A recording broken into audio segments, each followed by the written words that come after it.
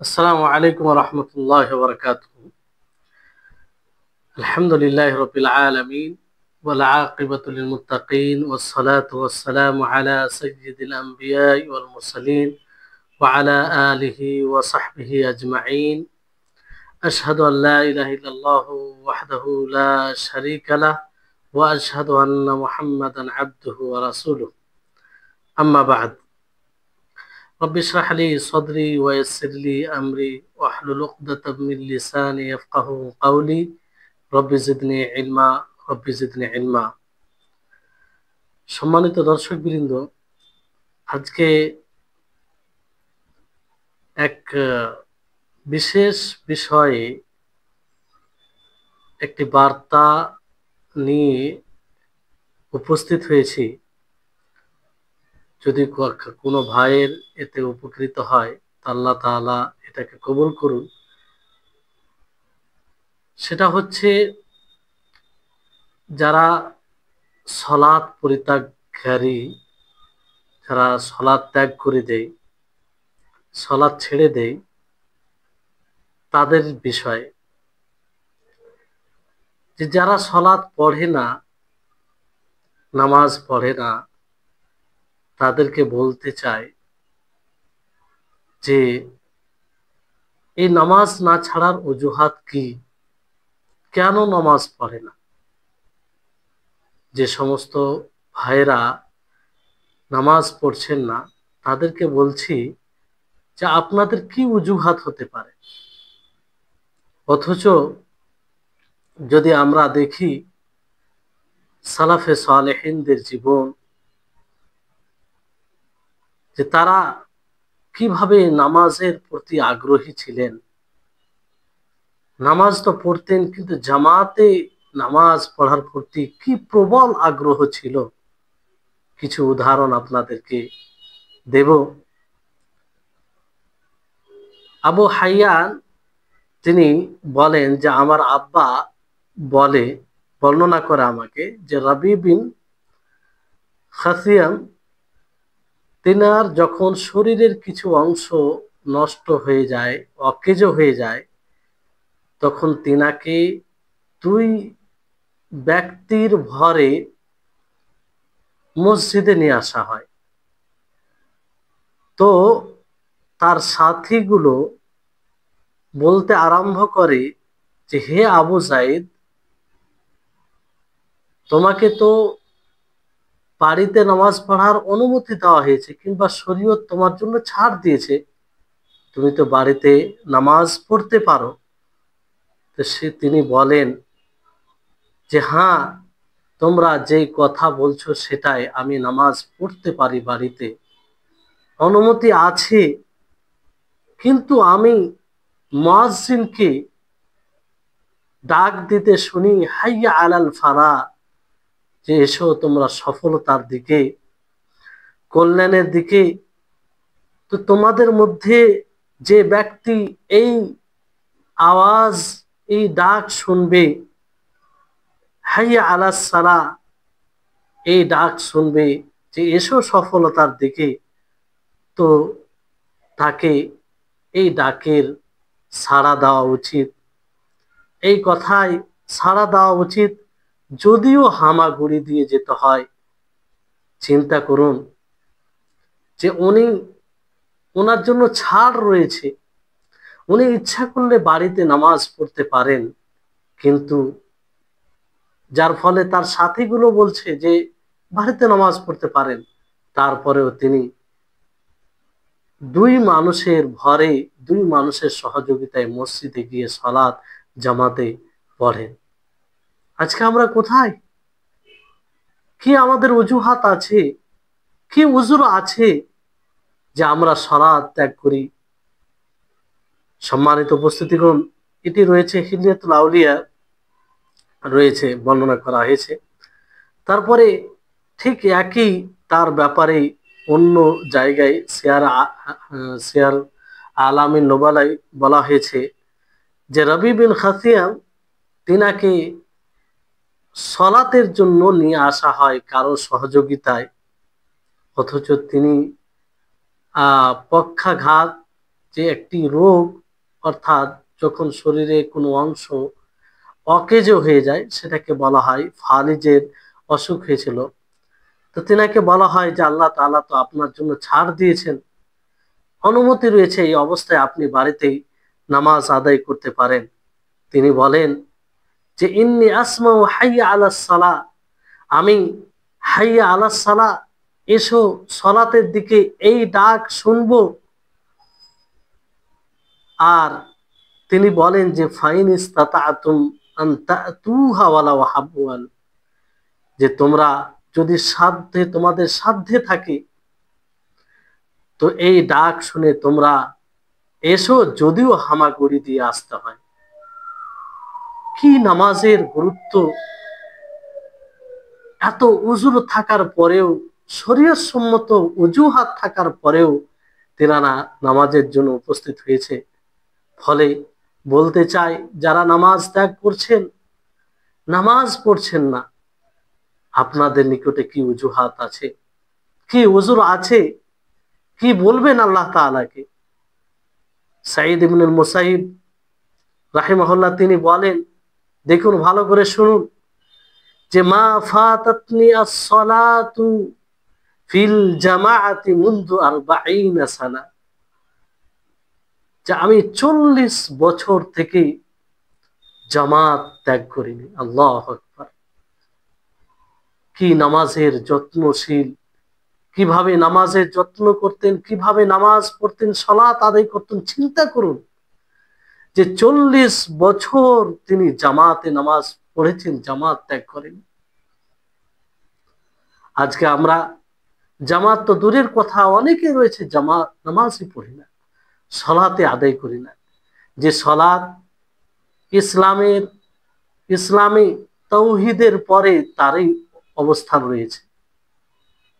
আর যারা নামাজ পড়ছি আমরা, তাদের মাঝে এত গাফিলতি যে জামাতে নামাজ পড়তে পারি না ঠিক মতো।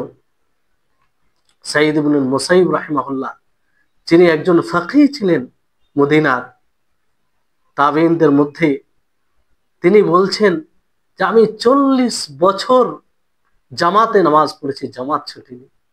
চিন্তা করুন। এটি একটি বইয়ে রয়েছে ফাসলুল খেতাব বলে, তাতে। তারপর আব্দুর রাজ্জাক রাহিমাহুল্লাহ তিনি বলেন যে মিন 20 সানা মা সামি'তুল আযানা ইল্লা ফিল মসজিদ। আল্লাহু আকবার! তিনি বলেন যে আমি 20 বছর থেকে, 20 বছর থেকে যখনই আজান শুনেছি আমি ওই সময় মসজিদে থেকেছি। অর্থাৎ তিনি 20 বছর প্রত্যেক সলাতে আজানের পূর্বেই মসজিদে পৌঁছে গেছে, আর মসজিদে থেকে সে আজান শুনেছে। সুবহানাল্লাহ! কি নামাজের প্রতি তারা যত্নশীল ছিল, কিভাবে নামাজকে তারা গুরুত্ব দিত, কিভাবে তাদের নিকটে নামাজের অবস্থান ছিল, যে সেই নামাজ আদায় করতে গিয়ে 20 বছর, 20 বছর সেই মসজিদে থেকেই আজান শুনেছে, অর্থাৎ আজানের আগেই মসজিদ পৌঁছে গেছে। আজকে আমাদের অবস্থা কেমন? এটি রয়েছে কুতুল কুলুব একটি বই, সেখানে উল্লেখ রয়েছে। তারপরে ওয়াকি বিন জাররাহ তিনি বলেন যে কানাল আমাশু করিবাম মিন 70 সানা লাম তাফুতহু আত-তাকবীরাতুল উলা। আল্লাহু আকবার!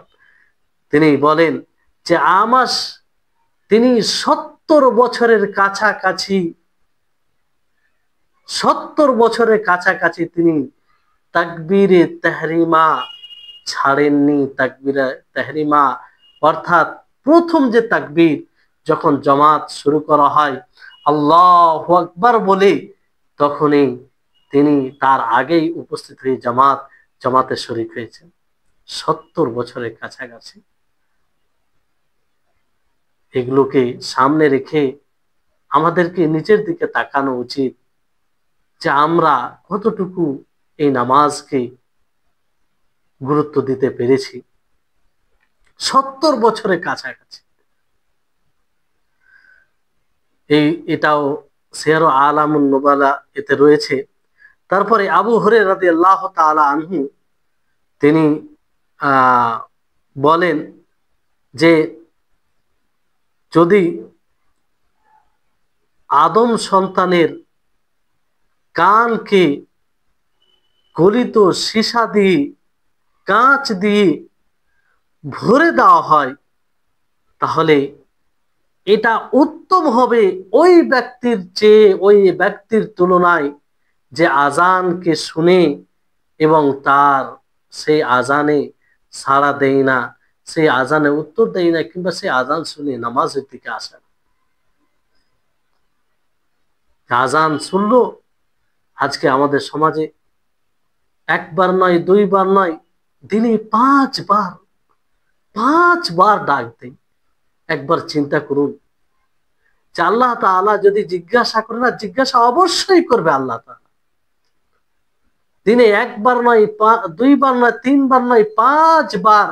আর প্রত্যেক আজানে বারবার, 2 বার, 4 বার করে হাইয়া আলাস সালাহ, হাইয়া আলাস সালাহ, হাইয়া আলাল ফালাহ, হাইয়া আলাল ফালাহ, এইভাবে ডাক দেওয়া হয় যে এসো নামাজের দিকে, এসো সফলতার দিকে। ফজরের আজানে বলা হয় আস-সালাতু খায়রুম মিনান নাওম, যে নামাজ ঘুমের চেয়ে উত্তম, নামাজ ঘুমের চেয়ে উত্তম। যে ঘুমটা আমাদের আরাম দেয়, যে ঘুম আমাদের শরীরকে সুস্থ রাখে, সেই ঘুমকে ত্যাগ করে আসা নামাজের জন্য এটা উত্তম। তারপরও যদি আমরা নিজের পুরো জীবন এই আওয়াজ শুনে আমরা কাটিয়ে দিই, না উঠি, তো বলুন বলুন কি এর জবাব হবে? আছে কোনো উত্তর? আছে কোনো ওজোর, কোনো অজুহাত আছে? যে অজুহাত আপনি বলবেন, যেটাকে আপনি উপযুক্ত মনে করছেন, যেটার ব্যাপারে আপনি ভাবছেন যে আল্লাহ তাআলার নিকটে আমি জিজ্ঞাসিত হলে এই কথাটি বলবো যে এই ব্যাপারে আমি দুনিয়া নিয়ে ব্যস্ত ছিলাম, আমি ব্যবসা করছিলাম, আমি পরিবার নিয়ে ব্যস্ত ছিলাম। আছে কোনো হুজুর যেটা বলতে পারবে, যেটা বলার মতো মনে করছেন আপনি? কোনো অজুহাত নেই, কোনো ওজোর নেই। যদি সামান্য একটু ভাবেন আপনি দুনিয়াতে এটা আপনি নিজেকেই, নিজের নফসকে আপনি উত্তর দিতে পারবেন না যে এই বিষয়টি আমি বলে পার হয়ে যেতে পারি, তো বলুন আল্লাহর সামনে আপনি কিভাবে দাঁড়াবেন? কি উত্তর দিবেন আল্লাহ তাআলাকে? ওয়ালিমান খাফা মাকামা রাব্বিহি জান্নাতান, যে আল্লাহর সম্মুখে দাঁড় হওয়া থেকে ভয় করে তার জন্য 2টি জান্নাত রয়েছে। আল্লাহর সম্মুখে দাঁড় হওয়াকে ভয় করা মানে কি?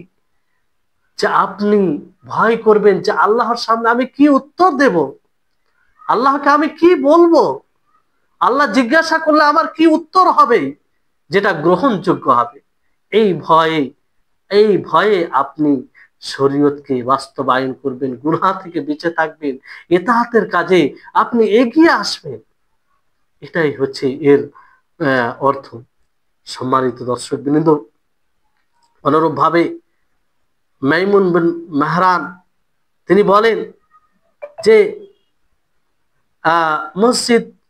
মসজিদে তিনি আসেন, তো তিনাকে বলা হয় যে মানুষ ফিরে গেল, মানুষ চলে গেল। তখন তিনি বলেন ইন্না লিল্লাহি ওয়া ইন্না ইলাইহি রাজিউন, ইন্না লিল্লাহি ওয়া ইন্না ইলাইহি রাজিউন বলেন তিনি।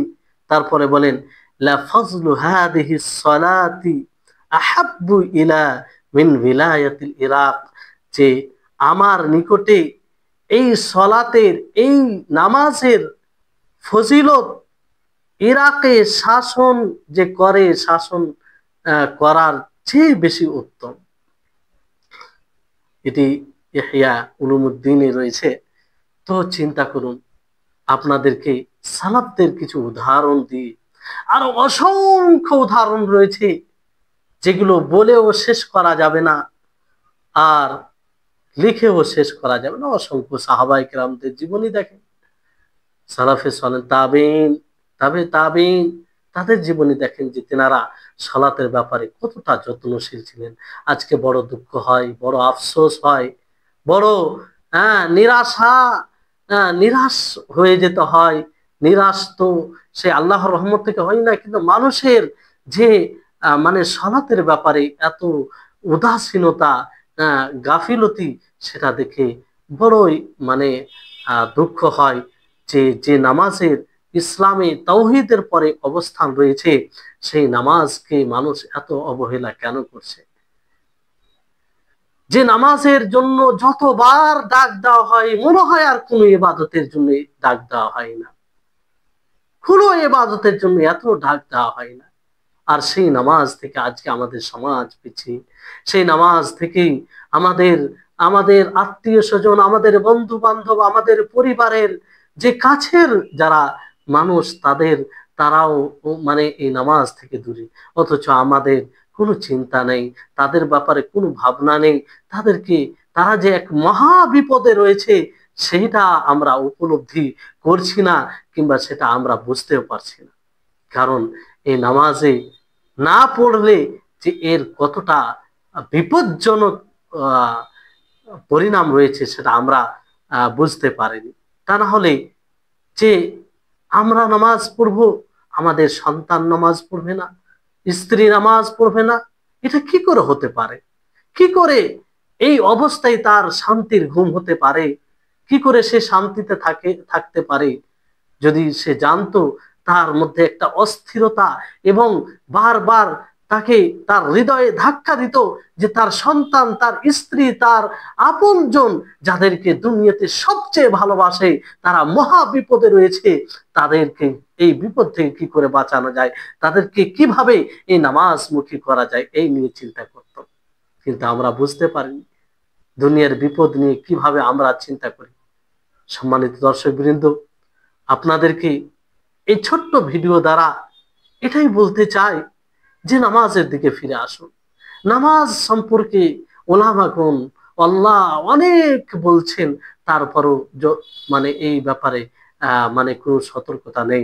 আল্লাহ তাবারক ওয়া তাআলার কাছে দোয়া করি, হে আল্লাহ, তুমি মানুষকে সঠিক বুঝ দান করো, মানুষকে তুমি হেদায়েত দান করো, তুমি তৌফিক দাও, তুমি তাদেরকে এই বিষয়টি বুঝার তৌফিক দাও যে নামাজ ইসলামে তার কি অবস্থান রয়েছে। নামাজের বিকল্প কোনো বিষয় নেই। মুসলিম একজন মুসলিম হবে অথচ নামাজ হবে না, এরকম কোনো ইসলামে ধারণাই নেই যে মুসলিম হওয়ার পরে সে নামাজ হবে না। এই বিষয়গুলো বুঝার তৌফিক দান করো। এখান থেকে আমি আমার কথা কৃতি করছি। আল্লাহ তাআলা সার্বিকভাবে আমাদের তৌফিক দান করুন। ওয়া আখির দাওয়ানা আলহামদুলিল্লাহি রাব্বিল আলামিন। আসসালামু আলাইকুম ওয়া রাহমাতুল্লাহি ওয়া বারাকাতুহু।